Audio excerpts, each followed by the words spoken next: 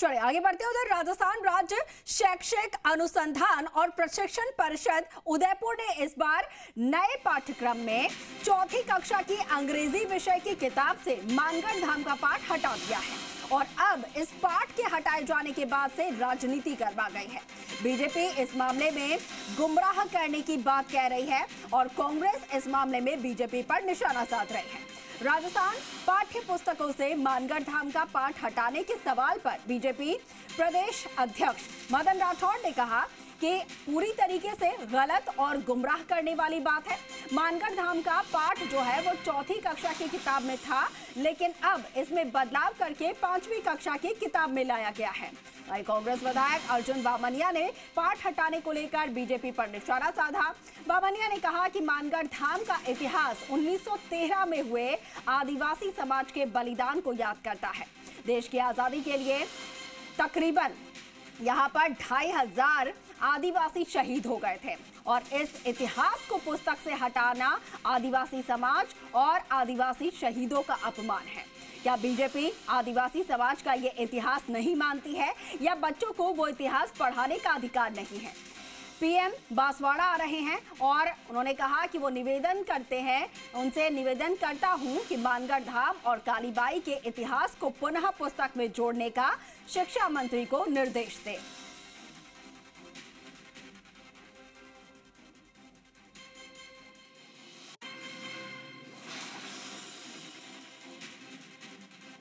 मैं लेकर के आया हूं कि वो चौथी क्लास के बच्चे की जगह 5वीं क्लास के बच्चे को पढ़ा रहे हैं। चौथी क्लास के बच्चा कितना समझ रखता है, कितना पढ़ पाता है, कितना गौरव कर सकता है, तो 5वीं क्लास का उससे और अच्छा कर सकेगा, उसमें लिया है। एक कालीबाई का हमने 7वीं क्लास में लिया है।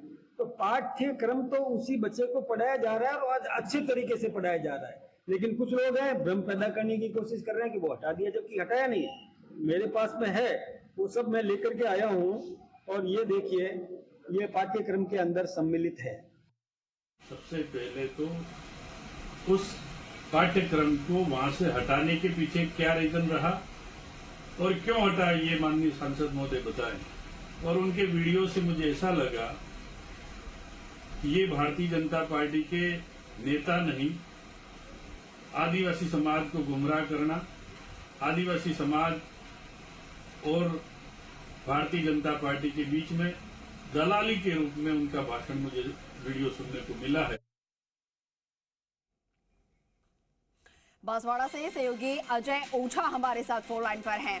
अजय, ये जो मानगढ़ धाम का पाठ है उसे जो चौथी कक्षा थी उससे हटाकर 5वीं कक्षा में कर दिया गया है।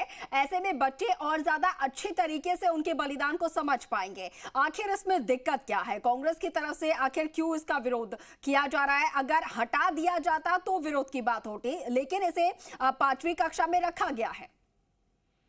जी बिल्कुल, आज किसी समाचार पत्र में इस खबर को प्रकाशित हो उसके बाद से ये क्या पूरे वागड़ में एक राजनीतिक गर्मा गई थी। बताया गया था कि चौथी कक्षा की जो इंग्लिश की किताब थी उससे मानगढ़ धाम का पाठ हटा दिया गया है। वहीं इस पूरे मामले में बीजेपी प्रदेश अध्यक्ष और उदयपुर के भी जो सांसद है उन दोनों ने बयान जारी करके कहा है कि चौथी से पाठ हटाकर 5वीं कक्षा में इस पाठ को रखा गया है। वहीं इस ओर कांग्रेस ने भी बयानबाजी शुरू कर दी है। बांसवाड़ा के जो पूर्व मंत्री और बांसवाड़ा से कांग्रेस के विधायक है अर्जुन सिंह बामनिया ने भी भाजपा पर आरोप लगाया, कहा है कि मानगढ़ धाम पे जो आदिवासी शहीद हुए थे ये उनका अपमान है। चौथी कक्षा से इस पाठ को क्यों हटाया गया है, इस बात का बीजेपी जवाब दे। वहीं उन्होंने पीएम मोदी के दौरे पर भी कहा है कि पीएम मोदी से भी हम मांग करते हैं कि वो शिक्षा मंत्री से पूछे कि इन्होंने पाठ क्यों हटाया और हम चाहते हैं कि कालीबाई और मानगढ़ धाम का पाठ वापिस पुनः किताब में आए और बच्चे इस इतिहास को जाने। इस पूरे मामले में भाजपा और कांग्रेस दोनों पार्टी के जो नेता हैं आमने सामने बयानबाजी करते नजर आ रहे हैं और एक दूसरे पर आरोप लगाते आ रहे हैं। जी ठीक है अजय, शुक्रिया आपका जानकारी साझा करने के लिए।